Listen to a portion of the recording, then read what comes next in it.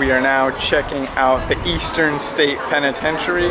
So this should be pretty cool. All the ghost stories and the decrepit rooms and stuff. This is gonna be awesome.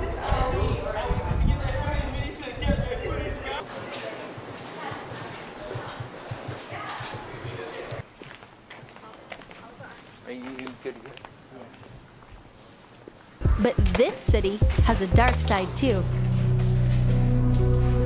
My name is Scott Durkis. I'm a tour guide here at Eastern State Penitentiary Historic Site in Philadelphia, Pennsylvania.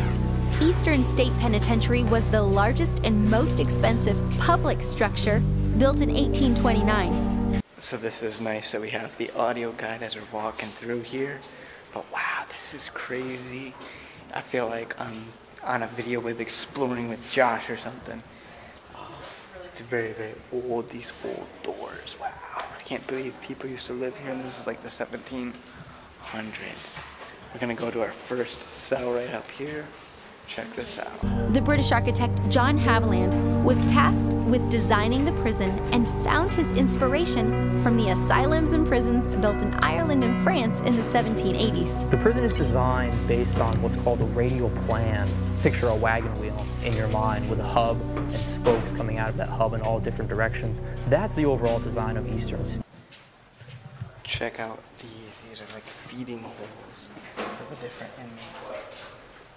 And there are approximately 300 of the prisons throughout the world that are designed after Eastern State's model.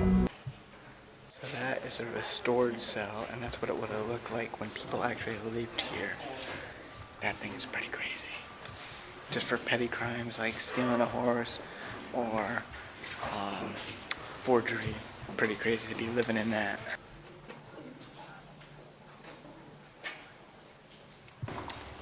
So we're gonna go in one of the cells here.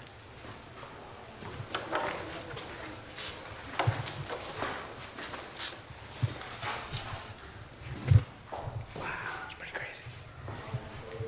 Look, check out this toilet.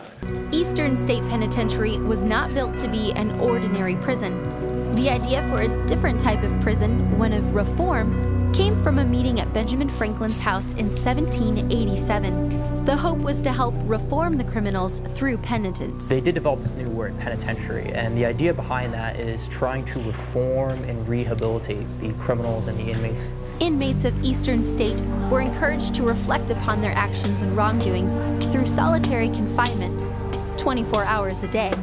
This idea of sitting in solitude, reflecting on what you've done, maybe your sins or your wrongdoings, that's kind of the idea that originally occurred here.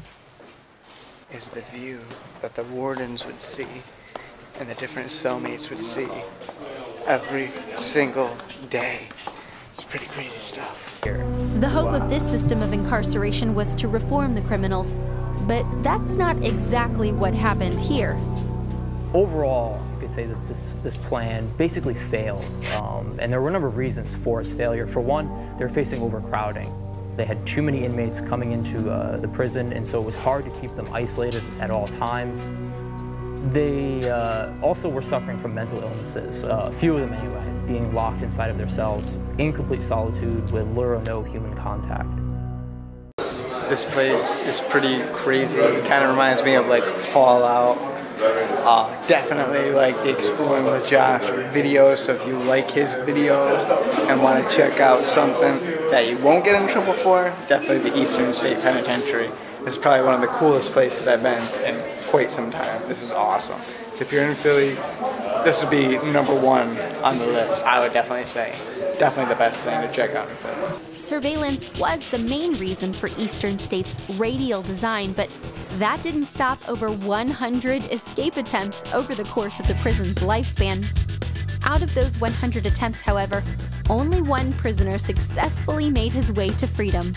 We're not really sure what happened to him. His name was Leo Callahan, and in 1923, he and 5 other inmates built a ladder to go over the east wall. They disguised this ladder by cutting it up into 5-foot sections, and they were hidden inside of their cells and actually disguised as tabletops. So the inmates just kind of kicked out the legs.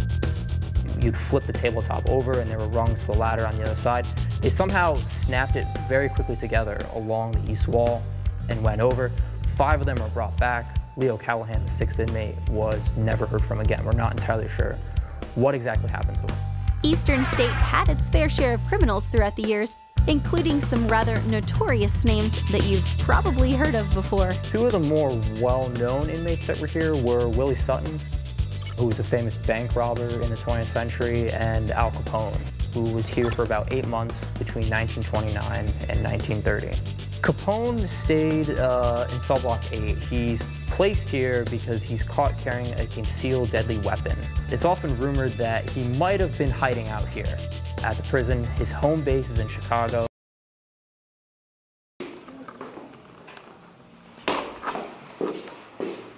So this cell back here was solitary confinement. It's like a closet. If you look at what was going on at that time in Chicago, violence was really escalating there. The St. Valentine's Day Massacre just happened. It's believed he orchestrated that and then came here to Eastern State or to even the East Coast to kind of hide out and protect his own life.